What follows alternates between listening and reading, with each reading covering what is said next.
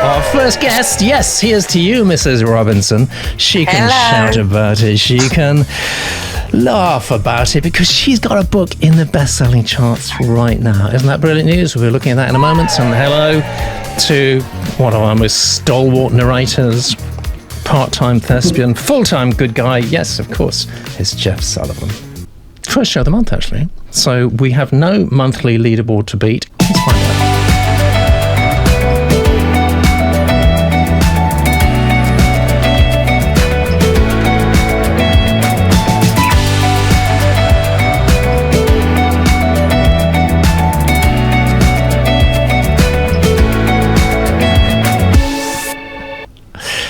Yeah, and as a notice here, this is going to surprise and shock everybody, actually. Have a look at this. The seminar we did yesterday is actually live now. Can you believe it? Writing Killer Titles. It's available now inside the colony.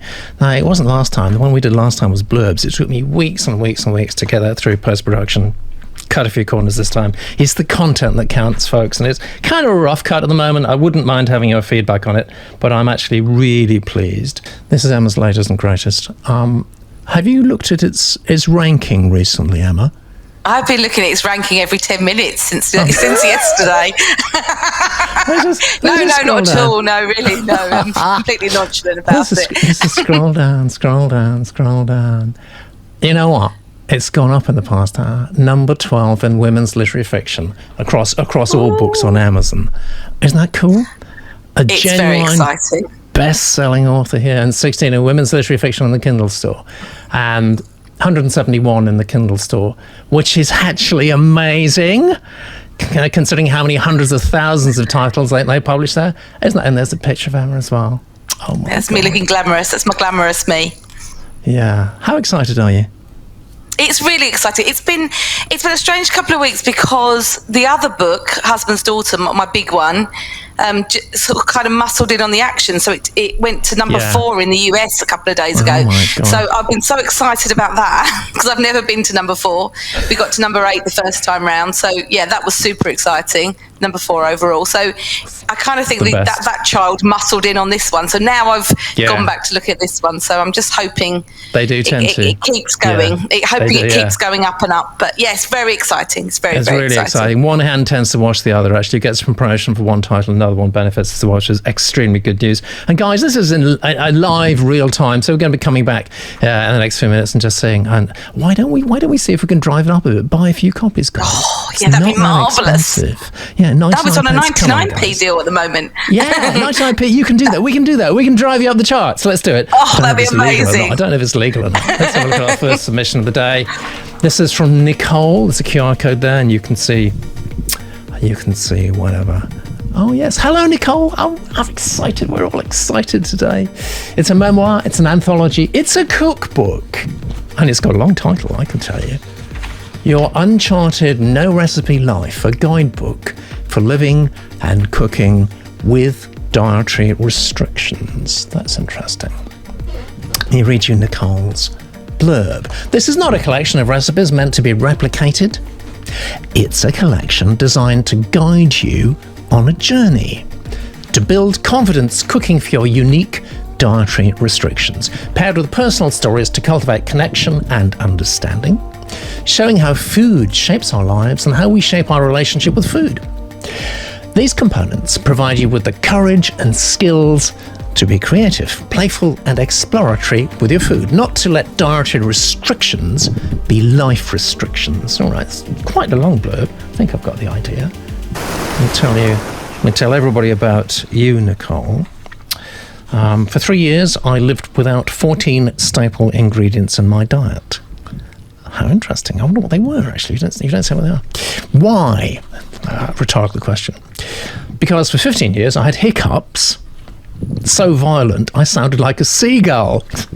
Excuse me, it's not funny, but it's quite something.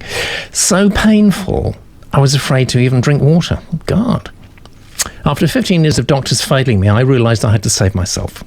No one was better suited to the task. As a curious scientist, avid adventurer and creative treasures, with a zest for life and effervescent attitude, I embarked on a 3-year double-blind experimentation diet. That's interesting. I wonder how you double-blinded it. By myself, I had to discover the answers to my chronic illness and how to cook safely and deliciously. From the start, I saw my dietary restrictions as an adventure. They have not once stopped me from backpacking in the Badlands, driving 8,500 kilometres across the country, or hosting large potluck dinner parties. I've got a master's in toxicology, BS in marine science, and have worked as a scientific researcher, teacher, community librarian, and emergency dispatcher. That's quite a CV, isn't it? With my diverse background, exciting life, and positive attitude, my approach and stories are cathartic and inspiring to a wide audience across a diversity of backgrounds and dietary restrictions. No one is better suited to write this book. Fantastic. And I can tell you, Nicole, no one is better suited to read it than Kay. Your Uncharted No Recipe Life, a guidebook for living and cooking with dietary restrictions, by Nicole Allard, read by Kay. The tiniest bite. If I am honest, I did not want to be there that Christmas, but I knew it meant a lot to my parents for the whole family to be together, so there I was. My smile was forced, and I know sometimes it faltered, except for when I was topping off my mum's glass of wine. Then we shared a smile that was just for the two of us. It said, "I love you," and "we got this" at the same time. And when I was eating pickles with my niece. Like most kids her age, when my niece was 2, she was a picky eater. My sister and I were never picky, so for her it was ironic that her daughter was. I could see why, but I was in no place to offer advice. I didn't see them much, and so it was a special treat for my niece to see me that Christmas. She was a bubbly ball of Christmas excitement and oblivious to my anxiety. I faked my way through hors d'oeuvre. I talked about work and life as best I could, superficially. I drank my wine and I focused on the pickles. I love pickles, any and all kinds of pickles, except pickled pig's feet. I don't much care for those, but I'm eager to give them another try, as long as they're homemade by someone who actually enjoys pickled pig's feet. I especially love my dad's pickles. The love my dad and I share for pickles dates back to when we lived in the small town of Craig, Colorado, where my parents grew, canned, dried, and pickled all of their own food. We were at a party, my dad carrying me around while he caught up with friends. When I decided I was hungry, I took the pickle my dad was holding, had a bite, made a sour face, and kept eating. That was my first solid food and the beginning of what some may call a pickle obsession. Now that he's retired, my dad has resumed the hobby of pickling. For this, I am exceedingly grateful. I try not to take too many jars of pickled produce when I come to visit. I don't want to be greedy after all, but believe me, I would take them all if my parents hadn't raised me so well. I doubt my dad put out pickles that Christmas because he knew I needed something happy to focus on while we nibbled and talked. Still, they gave me a distraction. As everyone else floated away from the table, I stayed and put more pickles on my plate. It was just me and the pickles. And my niece, who had returned, probably in search of more cheese. Seeing me put a pickled okra on my plate, she promptly asked what it was. "This is pickled okra," I told her. "Abba grew it in the garden this summer. In fact, you probably helped him plant it. He pickled it so that we can enjoy it after the garden has gone to sleep for the winter. It's one of your mom's favourite things." "Ooh, I want to try." I cut off the tiniest bite, basically just big enough for her to pick it up. The instant it touched her tongue, she took it out of her mouth. "I don't like it." "That's okay," I smiled. "I'm just proud of you for trying it." She instantly smiled, sat a bit higher, squared her shoulders, and then with all of the confidence a 2-year-old can muster, she put the piece back in her mouth and chewed. Smiling even bigger, she pronounced, "I like it." At that point, her dad walked in, and she proceeded to tell him all about the pickled okra, how Abba grew it and pickled it, that it was her mom's favourite thing, and that she likes it. She insisted that he also try it. He declined a couple of times, but she insisted. So I cut another bite the same size as hers, and she gave it to him, smiling the whole time. I don't know if he actually ate it. I was watching her the whole time and smiling. She had 2 more tiny bites before running off to play again, telling everybody about the pickled okra on her way. It's a good memory, one I hope she keeps with her. I will hold on to it for her, just in case, and smile knowing that even if she forgets, she still likes pickles and pickled okra. All right. Now, yeah, this is an interesting one, isn't it, eh? You don't come across submissions like this every day.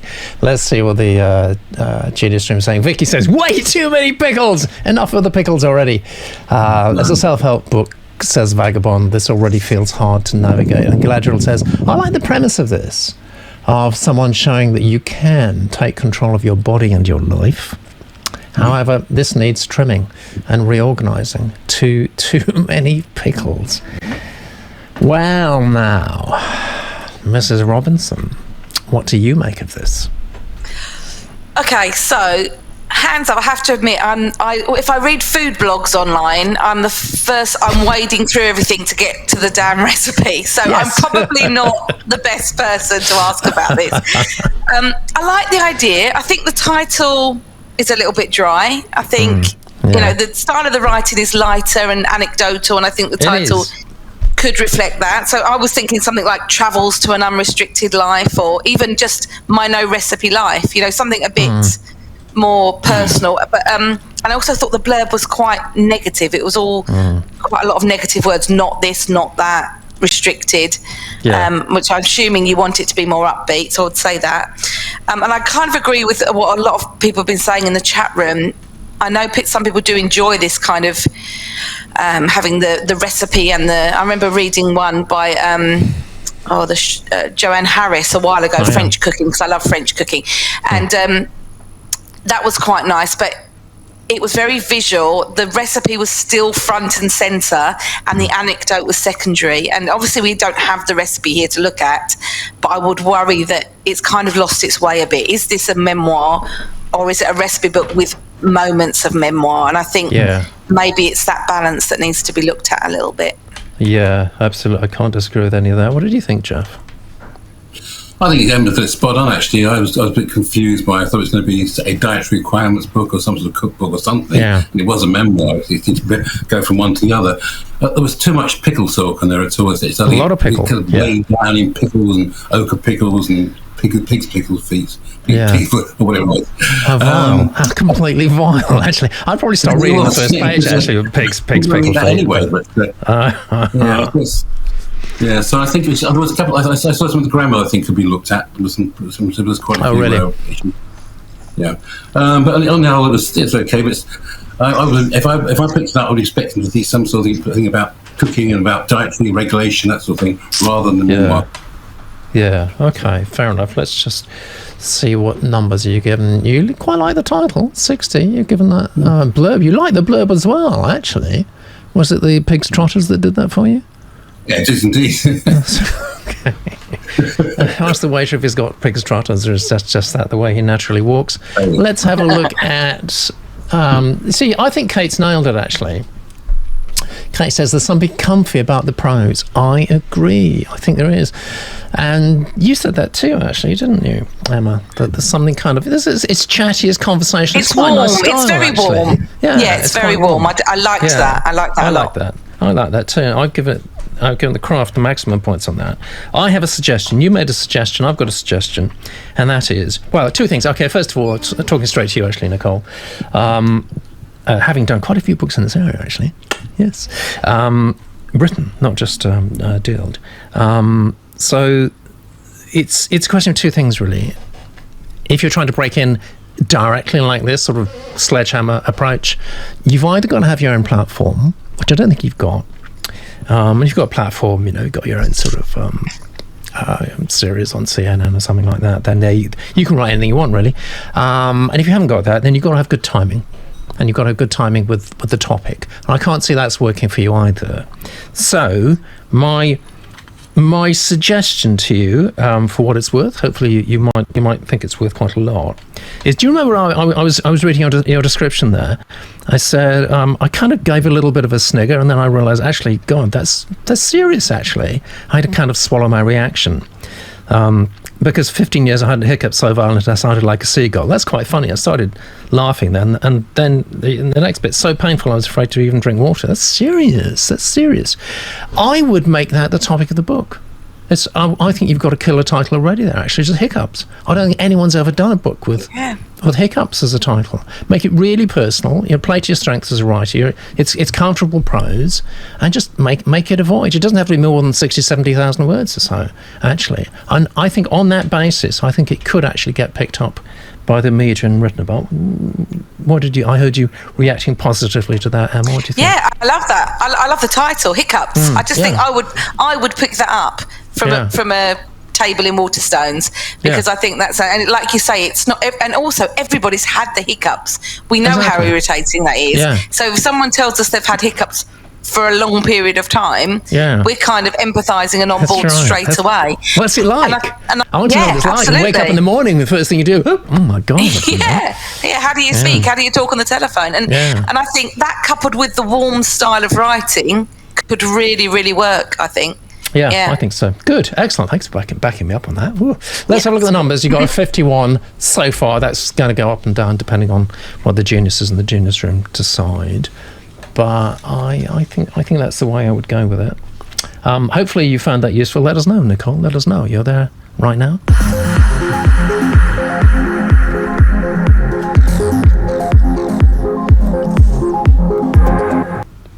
Please do. Number 2 today is from Alex Levitsky. YA fantasy. Ooh, good. Like that, don't we? Echoes of Unsung Songs. Okay. And this is Alex's blurb. An irresponsible sky. Oh, you've tripped me up here. I don't know how to say this. I want to say Scion, but I think I should say Scion. So if again, I urgently need the geniuses in the genius room to let me know, please.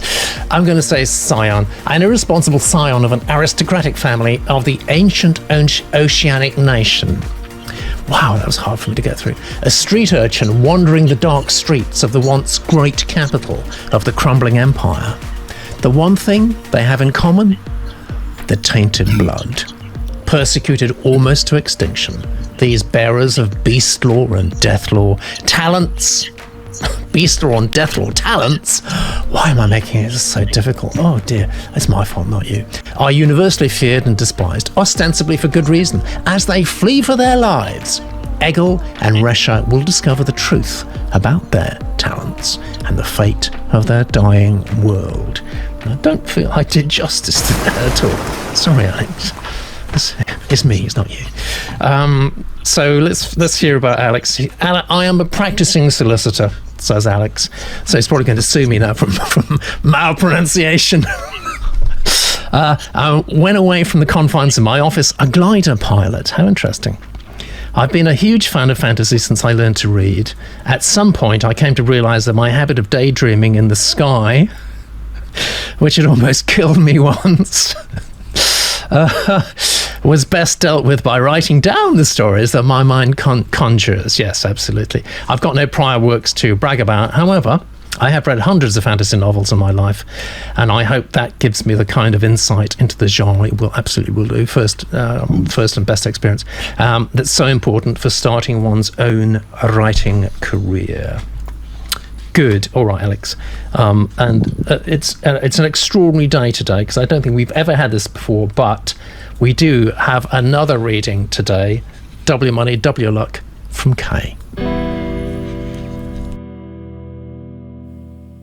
Echoes of Unsung Songs by Alex Levitsky, read by Kay. Finally, this was the end. There was no denying it. As Ragoth stood at the summit of a large hill under the sheets of bitterly cold rain, looking down at the endless sea of steaming red carnage beneath him, he felt no bitterness or anger towards the victors, only pity. True, decades ago, when those who now branded themselves the liberators had turned against him, he was seething with fury. They had been his students once, almost his children, and that made their betrayal so much more painful. But those early days had long ago faded away. He wasn't even sure now if he should have fought this meaningless war to begin with. At least if he had abdicated his power back then, the empire, that jewel of mankind that they had forged through centuries of patient work, would have survived. For now. He smiled ruefully. On the other hand, this war was a kind of mercy stroke. At least the dead would not have to see the horrors that the liberators had in store for them. True, it might take centuries, if not millennia, for the liberators' scheme to bear fruit, but it will, inevitably. He shuddered at the mere thought of how the world will look when the veil is no more, when the fount is no more. Blinding jade-coloured lightning struck the battlefield below, brutally snatching him out of his contemplations. With an ear-splitting crack, the ether shield above his few remaining loyal fount weavers shattered and disappeared. Immediately, enemy elementalists struck. Rolling spheres of white-hot fire, razor-sharp invisible missiles of condensed air, lightning bolts turned the battlefield into a scene of primordial horror, full of blood-curdling screams of agony as both people and bind beasts fell. The ranks of the Liberators' heavy infantry erupted in frenzied cheers and surged forward like a tide of armour-clad locusts. What remained of his army broke and fled in all directions, the battle quickly disintegrating into a ghastly free-for-all massacre.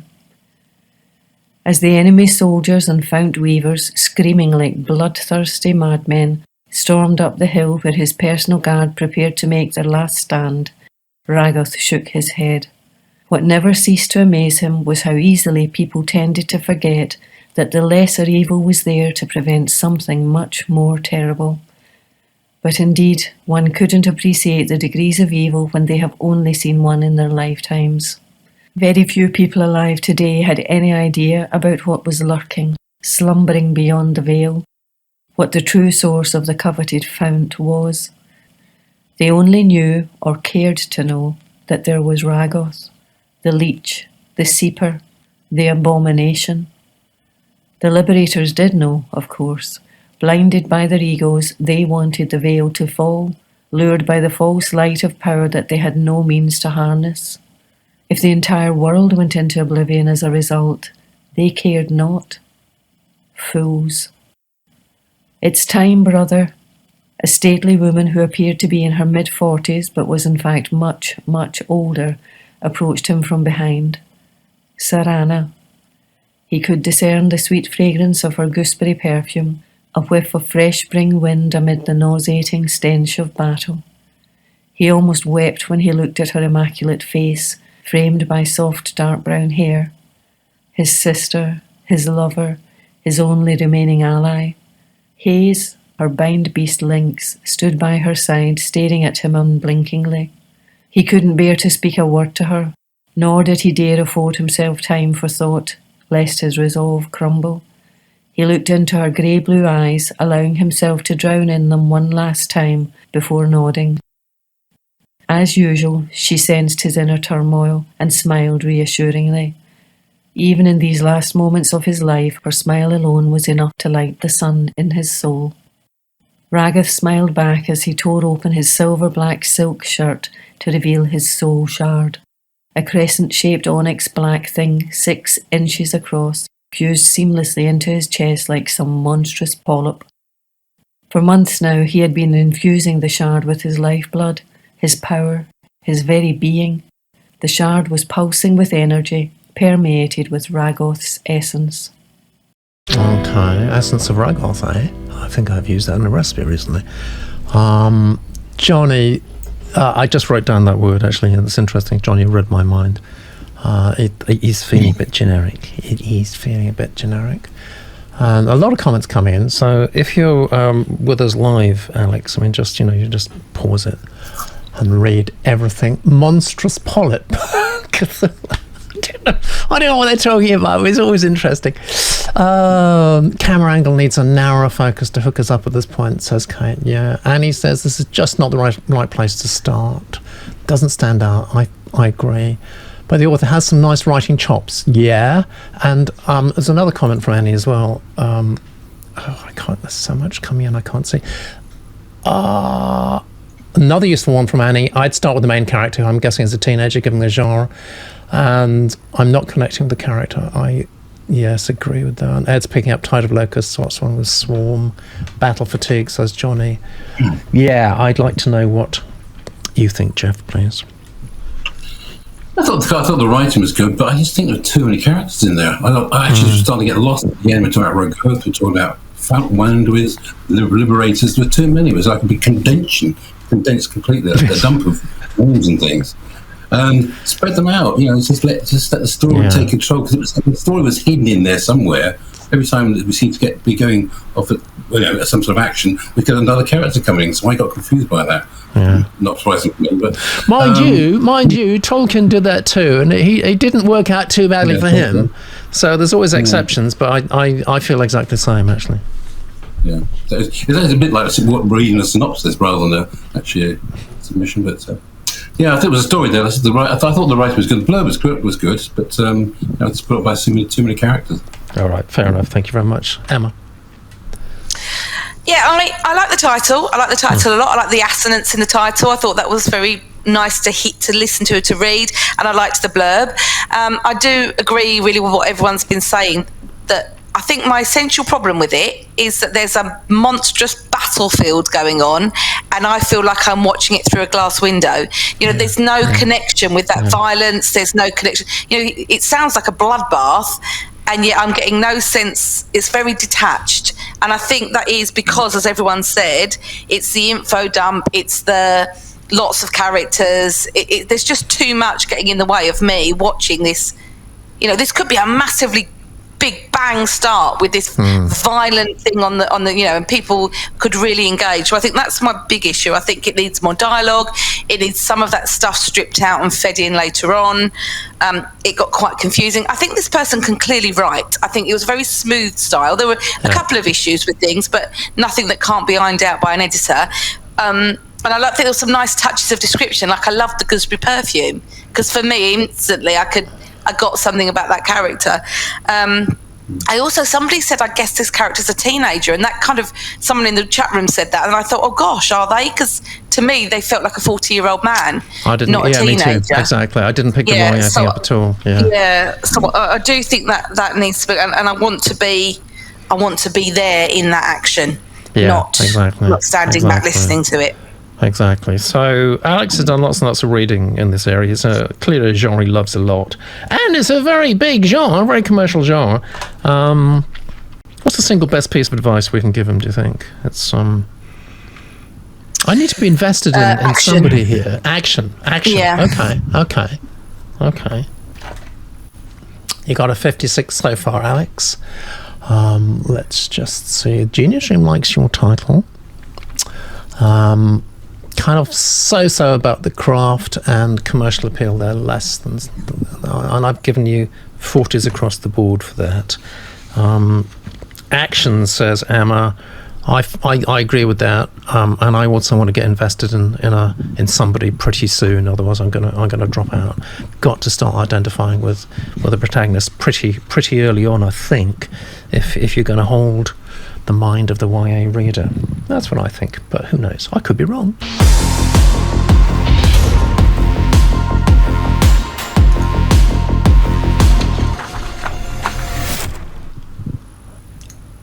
And here we are, live and direct from Amazon Co. UK. The excitement is mounting. People are placing bets all over the place. Just refresh the page and to see if the vast united resources of the Litopia Genius Room have actually had a massive impact, and we've now got a #1 bestseller. Let's scroll down and see the result. It's gone down one. It's gone down one. Sorry. What did you do? Exactly. She's people cancelling their orders. Oh dear. Oh, come on. It's only 99p, for heaven's sake. This is so embarrassing for me. It's got time. It's so still embarrassing. Tell us what it's all about. I'm trying to count up the numbers here. You know the numbers better than me. It's 1, 2, 3, 4, 5, 6, 7, 8. Is this your 8th or 9th book? It is my 8th book, which is crazy. It's amazing, absolutely crazy. I would say with this book, I've learned something new, which is really getting to the crux of the dilemma in the book and using that as a way to kind of pitch the book. So this one is about Anna and her daughter Libby. She's a single parent. Libby's struck down by the end of chapter 1 with a kidney disease for which she will need a transplant. Anna and everybody else is not suitable for a donor, so Anna has to go back to her ex-husband, who is abusive as a narcissist, and he is the one she has to go back to, and obviously that gives him a power that she's only just escaped from. So she's in that. So essentially, I said I can say it quickly, and then I've said it not quickly. But essentially, the dilemma is, what would you do if the only person that could heal your daughter was the man that nearly broke you? I like and that's the hook. It's a great setup, great dilemma. No wonder it's rising even as we speak. It's very Jodie Pickle. I think that's what Jodie Pickle always did very well, was set up this dilemma for the reader, which is, what would you do? And that's kind of... We are going to ask you about the Kindness Anthology, but not at the moment, because we've got several more submissions to look up. But there is one more thing I do want to ask you about, because when you started writing, you started in almost the most difficult area of all, and you did it really well, which is humorous books. So you made the transition from humour to heart-wrenching, and I love the heavy breathing, by the way. I can't tell you. Am I still doing it? Yes, I can't tell you what it's doing for me. Like ASMR magnified to the power of 10. It's fabulous. It's my new genre. But why did you make how did you make that transition? The why was purely because I wasn't getting the sales from the humour that I could have got. And my editor, who is fabulous, we had a long conversation, and she said, by looking at my reviews, the part that my readers most connected with when they actually wrote reviews were the heart-wrenching elements within the story. Because obviously, as you know, all good humour also has the pathos, and that was the part that people were actually connecting with. I didn't think I could do it, to be honest. I didn't think that would be my genre, which is interesting, but she believed that I could. And obviously our husband's daughter's now sold 130,000 copies, so I think she might have been right. She was. Isn't it fantastic to have that degree of editorial support? I think that's just... Oh, absolutely. And I'm very fortunate to have such a supportive, an editor that's interested in my career rather than individual books. That's a really inspiring story, actually. Thank you so much for sharing that.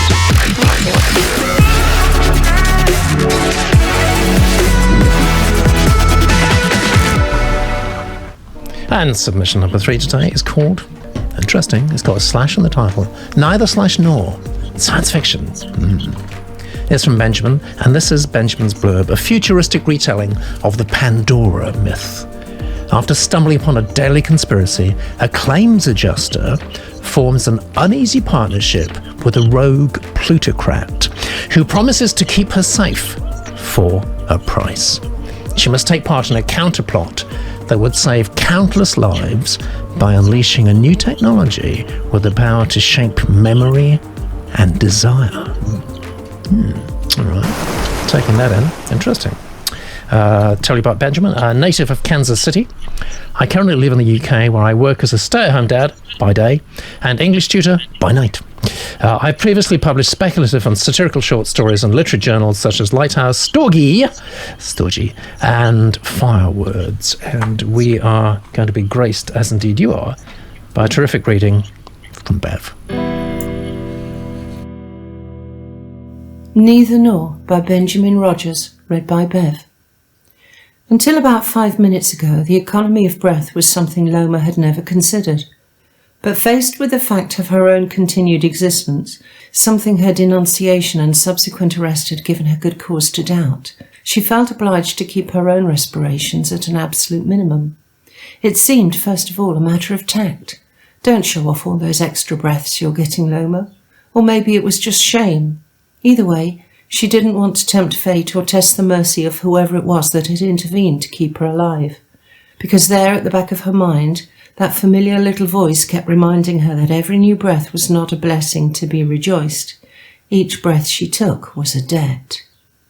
An economized breath attracts no attention, steady without being rhythmic, and noiseless, of course, in its draw and release, causing no visible stirring of the body.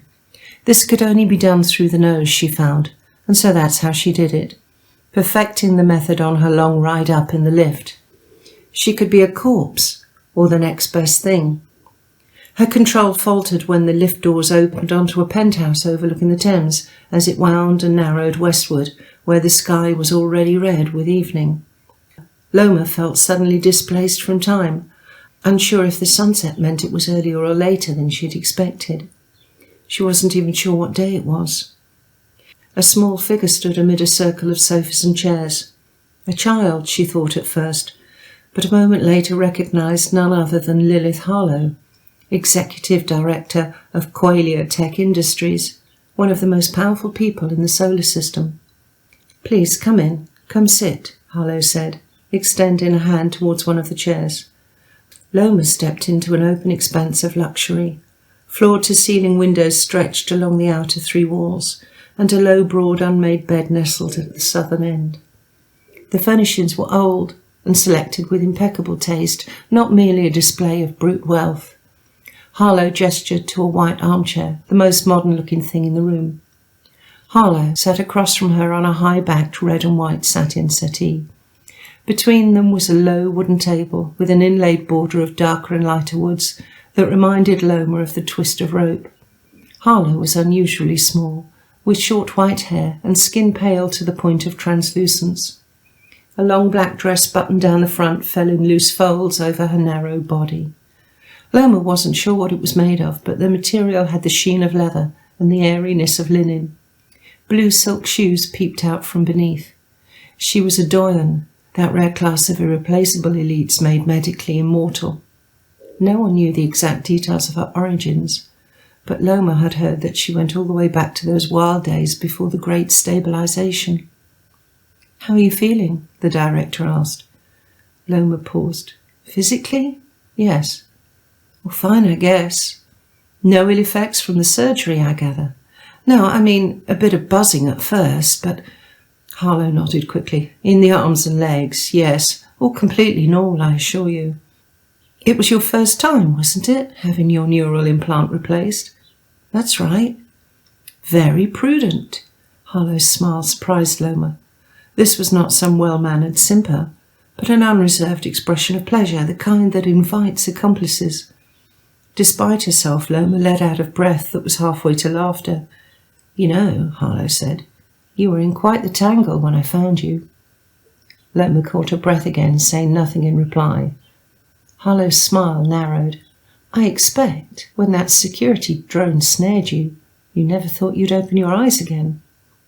A moment passed before Loma answered, "No, I didn't." She wondered how much she could trust the sympathy she saw on Harlow's face, if it was really there in the eyes or not. "And how do you feel about that?" Harlow asked. No, Loma decided. This wasn't sympathy at all. Make a priority submission. priority.latopia.com. All right, let's check out the Genius's Eye. Plural of genius being genii. And it says, very confident writing it is, isn't it? Characters are believable and subtle world building is good too. Definitely to read more, says Glenn. And Cora, lovely putting exposition in the dialogue. Like this a lot, yeah. Glenn says, love the last line. Glad you like this. Reminds me of Blade Runner. Can almost hear Vangelis in the background. And Terry says, enjoying this, but got confused about Loma's physical position at the start. I got the impression she was laying down, pretending to be dead. And Annie, really enjoying this. What did you think then, Emma? I loved this. Absolutely loved it. And I don't read sci-fi, apart from sort of classics like Hitchhiker's Guide and things like that. But I absolutely loved it. And I thought the previous extract, when we talked about having too much of an info dump and it needing dialogue and you need to drip feed information, this writer does it so much better. Like, we get lots of little nuggets, little enough that we can understand for now, and the promise that later on we will find out what all of these things are. And I think it was Kate that said about this confident prose, and I think when you're writing about something like this, a whole other world that we know nothing about, as a reader, we need to feel confident that this writer is going to explain. And I'm happy to suspend not knowing things, because this prose makes me confident that I will find out.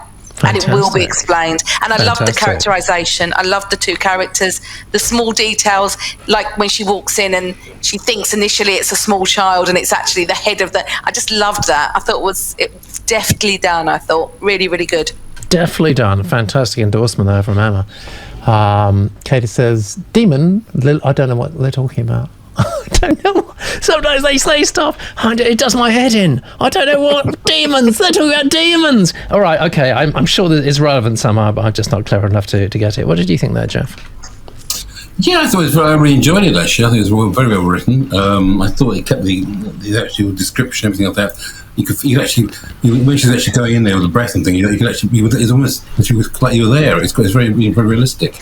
One slight thing I didn't like, I think the description of the actual office went on a little bit too long. I probably kept saying, but apart from that, I really enjoyed it. It's good. Fantastic, good, and that's reflected in the numbers as well. You got 80 for commercial. Appeal, which is excellent. Let's just check back one more time. The genii, still talking about demons, and the final number. I don't believe that's 50. I don't think that's accurate.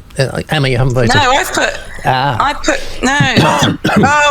I didn't press vote. It's my fault. Press your button. I pressed the button now. It's on there. I'm terrible. There you go. Oh my goodness, look! It. You can clearly see I absolutely loved it. 5 stars across the board. Could I say as well that Bev's reading really added to me? Yeah. I thought I know we've talked a lot about breath tonight, but the way she read that was, she breathed it. I loved it. I loved the whole experience. I want more. That's great. That's so nice. I think you probably will get more as well. That's a commanding position, actually. You've suddenly jumped into there, Benjamin. Let's have a look at the scorecard so far.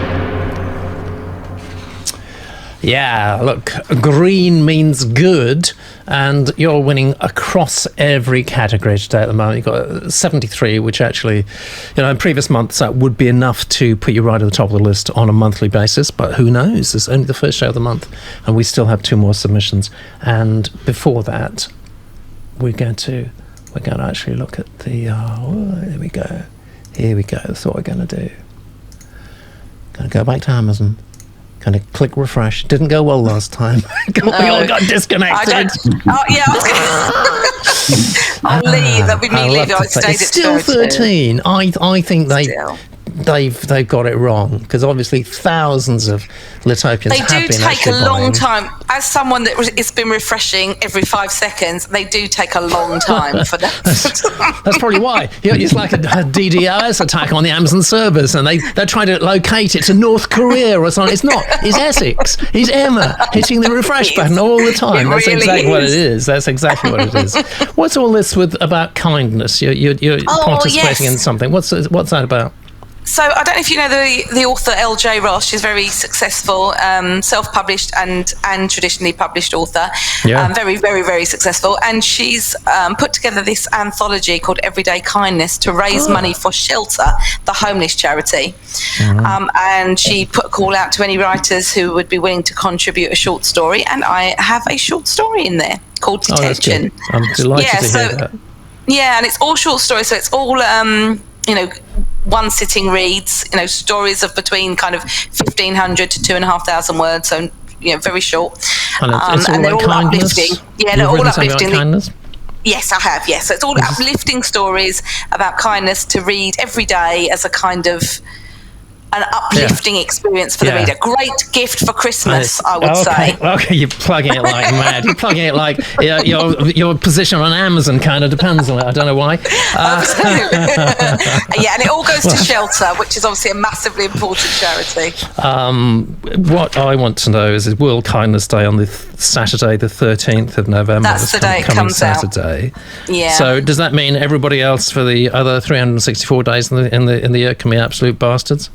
yeah, it's just that day. You just focus on that day. Now there's a premise for a novel. There is a premise for a novel, but before we get into that, we're going to have a look at submission number 4, and it's called A Circle Removed. It's YA historical. It's from Ken, and this is Ken's blurb. Paul's teachers say he's distracted, and they're not wrong. But with the demands of an Oklahoma farm, Hitler dominating the headlines, and an emotionally distant father keeping secrets about his mother's death, who can blame him? When the windfall from an oil discovery triggers a rags-to-riches transformation, it also sets in motion events that lead to tragedy.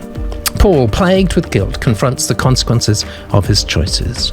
In doing so, he finds a second chance with his troubled father. Let me tell you about Ken. Since completion of a graduate degree from MIT, my professional career has been based in the oil industry, including work that's been featured on ABC's Good Morning America. I think oil is sloshing around in the background there. I don't know who it is. It's not heavy breathing this time, at least. I wonder what that was, actually. Worked in the oil industry at ABC Good Morning America. That's cool. Interesting. Intriguing, that. In 2017, the Houston Chronicle published my essay reflecting on the aftermath of Hurricane Harvey, and drawn from my personal experience, the struggle of a city to heal. That's very interesting. And I'm delighted to tell you, Ken, that the wonderful person who actually heads our team of narrators, and my God, she works really hard to ensure everybody gets the best possible reading on this show. Emily herself is going to be reading this, and it's quite an honour. A Circle Removed by Ken, read by Emily. Chapter 1. Frank scanned the western horizon, his eyes trailing across distant wheat fields, waiting to cradle the setting sun. He'd passed through this region nearly 200 times since wartime demand had spiked. And though the reason for those journeys was manifestly regrettable, he'd accepted that for what it was. Less than a mile to the bend, Ezra spoke up above the relentless chatter. Frank nodded, then checked his speed, though the precaution was completely unnecessary. He'd known Ezra since the kid was barely old enough to get hired, and he'd taken him under his wing, more out of boredom than an act of kindness. An hour late at the most, my friend. Midday tomorrow, I think. Well, pick it up, Ezra replied, with enough enthusiasm to draw a glance. What's with you? Ezra smiled, but he didn't take the bait. His oar and oar was his own business, and besides, Frank couldn't have cared less with a wife in her 8th month and a history of delivering early. Guess how many runs we've made together, Ezra went on. I have no idea. Come on, guess. Ezra, this may come as a complete shock to you, but I've got better things to do than 999 and a half, if you count Wichita. You kept track? Yep, every damn one, duly logged and recorded. Frank regarded him for a moment. And exactly what am I supposed to do with that information? I figured you'd want to plan a celebration, for when we hit 1,000. I'll get right on that. The truth was, Frank had enjoyed Ezra's company more than he'd care to admit. If this wasn't the loneliest damn job on the planet, it would surely make anyone's top 5. And that they'd managed that many runs without a single safety incident was something few crews could claim. Frank glanced ahead at the approaching bend that disappeared around a rolling hillside. Seriously, Ezra went on, we should make a night. But then he abruptly stopped at the change in Frank's expression. Frank's eyes were riveted ahead, his face suddenly frozen. When Ezra turned, he immediately spotted the 12-inch gap just 50 yards ahead in closing. There was no time to warn the others. Not that it would have mattered. As the damaged joint passed underneath, Frank felt the vibration as clearly as the E-string on his Gibson guitar. Miraculously, they slid by unscathed, then pivoted to look behind them. The procession was still obediently following, until that trust was violently broken. A tank car tilted, then lurched to the right before toppling down an embankment. One by one, others gave chase. 9 of them ruptured on impact, and the top plate on the 10th partially failed. Ezra, brace! Frank shouted as he hooked an arm around a support. Frank had been trained for precisely this moment, but things were happening far more swiftly than what some old codger could retell in a classroom. When a coupling sheared off, they were released to their own fate, one that was far more forgiving than the wreckage piling up in their wake. Due to luck more than anything else, no explosion ensued. A torrent of recent rainfall had kept the friction at bay, averting a chain reaction from nearly 1 million gallons of unrefined crude. Over the weeks to follow, an NTSB review would uncover the root cause. Metal fatigue in a connecting fish plate that had been missed by an overworked inspector. But pressurised by the railway's owner, the lead investigator would cite a contributing factor prior to opting for an early retirement. and though the claim of excessive speed was dead wrong, the allegation would serve its purpose. Grinding to a halt, Frank and Ezra shut their eyes in unison, then exited the cab without speaking.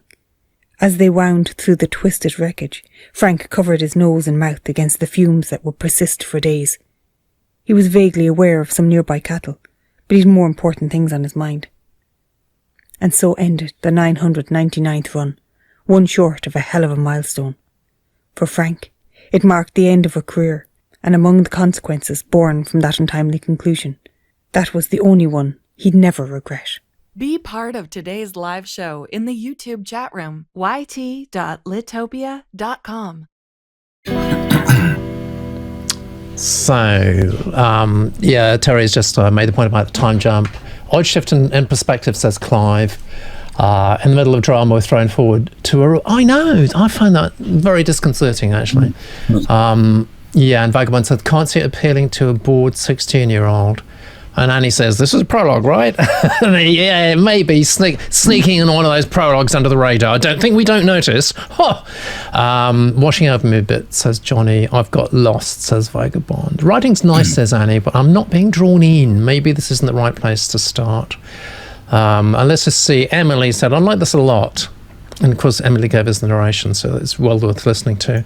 Like the writing dialogue set up in these first 700 words, Emily's narration was lifting what might be pedestrian writing, says Galadriel, and that's always a danger, really. Although everyone works so hard to put everything they can into readings here. I've got my own thoughts, but let's see what Jeff thinks first. I liked it. I thought the writing was very good. It was a good storyline. I like the interaction between the two initial characters. I thought that was very good. I like the blurb. But then I got confused. If we just get halfway down through, Ezra and Frank are talking to each other, and suddenly they had their accent, and then we went into something else. They were talking about analysis, the report on the accident. Which you asked me, what was that all about? Yeah, it went all MIT at that point, and we got into structural failures and stuff like that. And exactly. I don't know why you did that, Ken, because I felt that I was really getting to terms with the relationship between these two, and then suddenly, in weeks to come, the investigative report. What? I don't want that. I just want to. Anyway, that's just what I thought. What did you think, Emma? Yeah, probably similar to what you've both said. I liked the relationship between the two. Going by the blurb, I assumed this was the father and son. That was what I'd assumed. And I quite liked the dynamic between the two of them, the kind of eager son saying, do you know how many times we've done it? And the weary father saying, I'm really not interested. And I think, that was identifiable. I thought the dialogue was good. It seemed quite natural. It was a little bit sparse for me. It was almost like a script. So I'd want a bit around that. And I think the juxtaposition of this lovely kind of chatty thing with then the bang of the accident worked really well. But from the point of the accident, I just got completely lost, and I didn't have a clue what was going on. So I think there's a lot of potential there between, and I think there's a lot of contrast in there that works really well. The old and the young, the action and the inaction, the and I think that all works. But I think that needs heavily editing, that big accident bit. It does. And it's a shame, actually, because I felt there was a real feeling there for the relationship, and I was getting into it. It's really getting a sense of place. The only thing that I do wonder, and I think the Genius Room has picked this up, obviously they pick everything up before I do, is I don't know how YA this really feels. I'm wondering if Ken is best advised to push this to YA. Does it feel YA to you? No, it does. Well, no, at the moment, no. But I think it could easily become YA if we get a bit more of that father-son relationship. And is it Ezra who I assumed was the younger? If we get more of him, because at the moment it's from Frank's perspective, so I think I'd want it from the boy's perspective, and that might shift it. Yeah, absolutely. Good advice there. That means you've got, I know it's kind of very mixed, actually, if you look at the numbers here, Ken. You've got, I think a lot of people like The Craft. Well, I did. That's one. But it's kind of up and down, so you would be well advised just to go back to the Genius Room here. Just read everything because what you're getting here is absolutely priceless, actually. I mean, you're getting instant reaction from people who really care. So just pause, go through it, and play to your strengths. You don't have to. Writing is often a question of doing that. It's interesting. Em was talking kind of about that, actually. Her editor picked up that she's really good at the emotional side of things, and that's what she's excelling at right now, which is fabulous. Absolutely fabulous.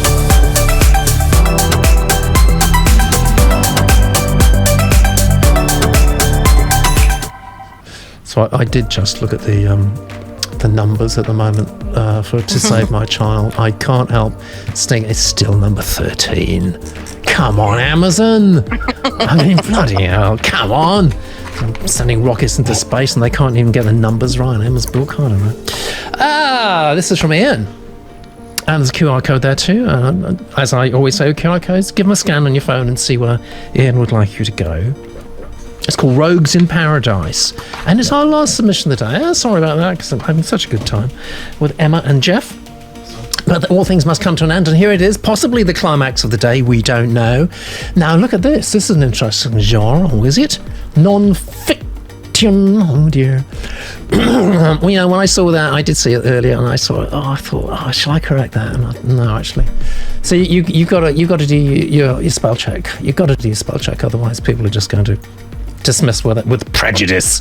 And I know it's a mistake that we can all make, but you've got to check it, mate. Travel it, crossover history, race culture. Okay. Rogues steps beyond the tourism facade into the vibrant hidden patchwork of Barbados culture and lifestyles.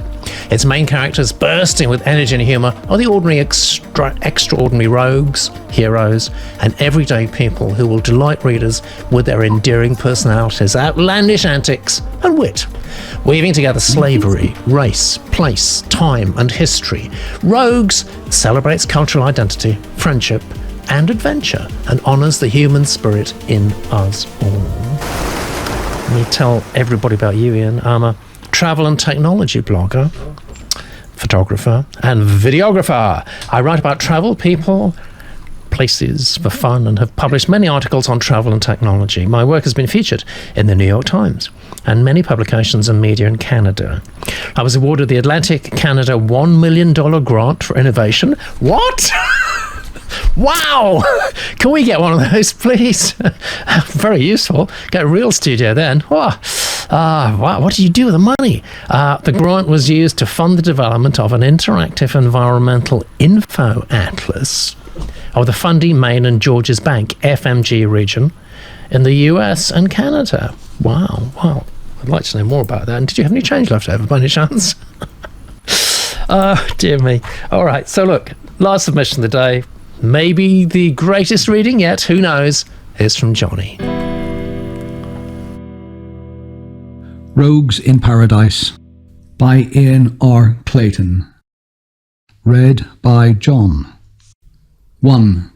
2 weeks to Judgment Day. It's early. Ace wakes with the day, eats a banana and drinks coconut water. It's medicine, man, he told me once. Coconut got to be young, picked long before they get hard with jelly. Still small on the tree, no bigger than a cricket ball. Full of nourishment then. Better than medicine. Keeps the system clean and fresh, and good for the kidneys too. Plenty of iron. Makes you feel like a lion. At 6 a.m, Ace heads out into the day, purposefully striding down Horse Hill, his hard feet stamping a rhythm onto the cool asphalt. Flip, flap, slide and slap. A fox on the prowl, alert, confident, striding to the beat of his own music, in his soul. Flip, flap, slide and slap. African drums on a pavement play. Feel the groove, move the body, lift the spirit, rise again. Vibrations of the Caribbean, Afro-zouk and soca reggae in the blood. Flip, flap, slide and slap. Man in motion, moving on, heading downhill on a stroll, cagily checking out his lair. Cunning looking, moving slow, wags his tail to and fro, for pleasures that he soon may know. The village is quiet. The dogs eye him sleepily from their beds under the raised floors of the chattel homes along the road.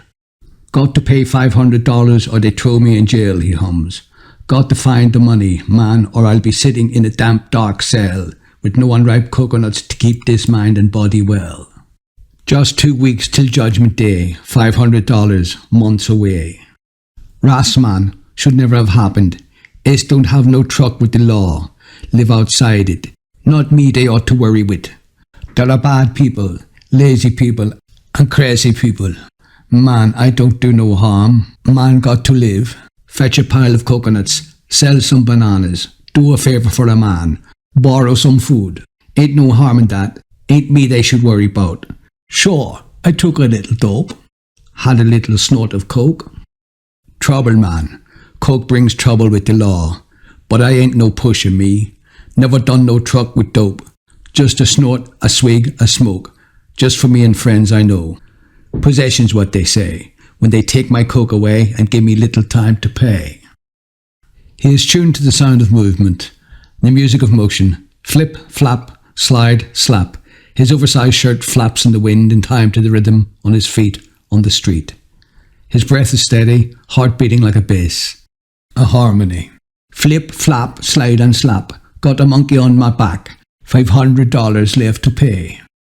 I am a symphony, man in motion. Para walking down my hill. Gotta find the money, man. Flip, flap, slide and slap. Moving forward, never back. Ain't no rhyme in the jailhouse block. No such thing as jailhouse rock. Got to keep the music live. Ain't going to no jailhouse dive. A breadfruit tree extends over the road. He picks a ripe fruit and puts it in his sack. He thinks Roundhouse might buy it for their breadfruit chips. He takes a detour through Joe's River tenantry, past the chattel houses on the cliff. Off in the distance, Atlantic waves roll to the shore. Got to see those waves each day. Bathsheba, that's where I stay. Got to find the money, man. No one putting Ace away. Flip, flap, slide and slap. Get this monkey off my back. Time if I steal and no time to pay. Time if I don't and time if I do. Time for a time, whatever, man.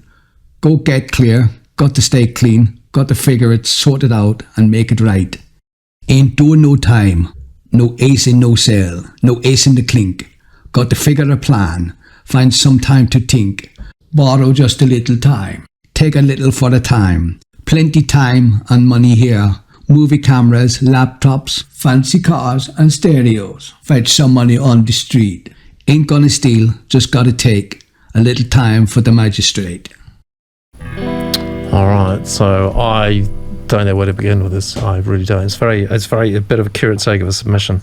Let's see what the genii are saying. Who's the narrator? Says Kate. Yeah, I'm wondering that too. There is a voice there, says Ancora, but this isn't drawing me in. I'm switching off. Lost by the end, which is the same thing really, says Vicky. Feels far more than 700. Well, it did actually, yeah. What did you think, Jeff?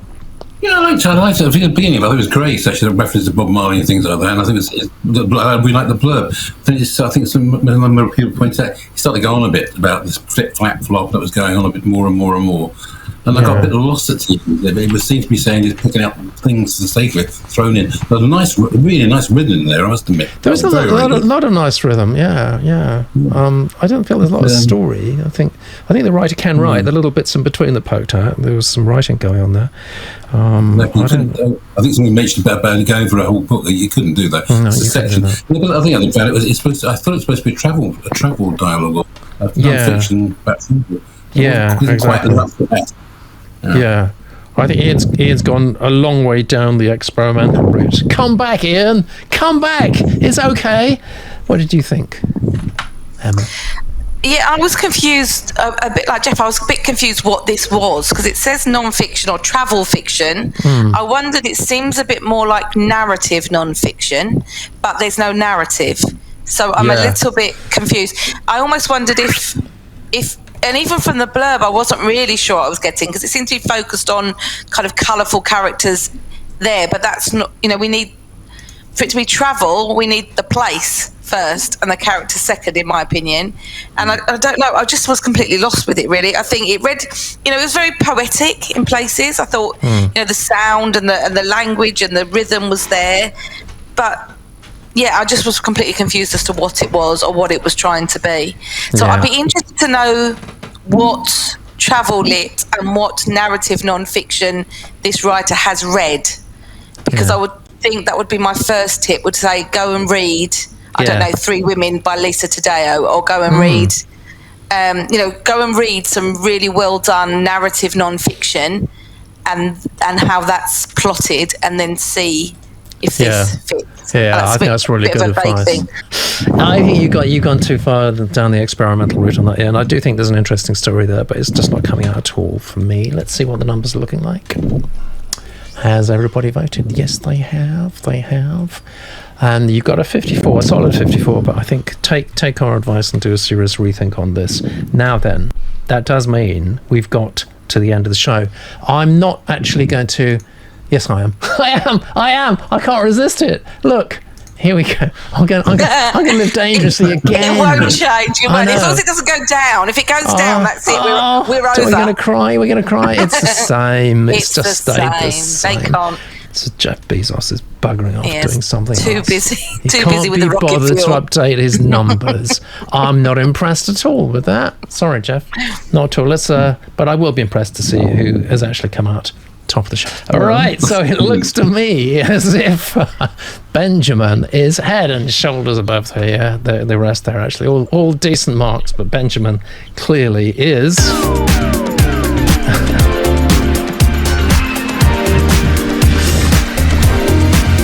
Congratulations, Benjamin. Lots of good things to say about that.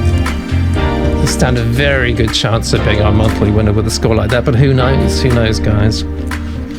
Have to join us next week to find out what the state of play is there. And I want to say thank you. Isn't it great having Emma on? It just feels like a nice cup of tea in someone's home, really, when Emma comes on. It's brilliant and full of good advice. Yes, Emma. Yes, I'm going to show you finally to our loving, adoring audience who've completely failed to move the needle on your score on Amazon. You don't need us. You're bigger than us now. That's the thing. But hopefully you will come back and see us again at some point in the future. I would love to. I really enjoyed it. Fantastic. And thank you so much, Jeff, too, for giving your wit and wisdom. And, of course, the geniuses in the Genius Room, and Emily, and Kate, and Rachel, and everybody else behind the scenes. See you next week, folks. All of the world's a stage. Welcome to the show. I glance at you, you smile at me like we're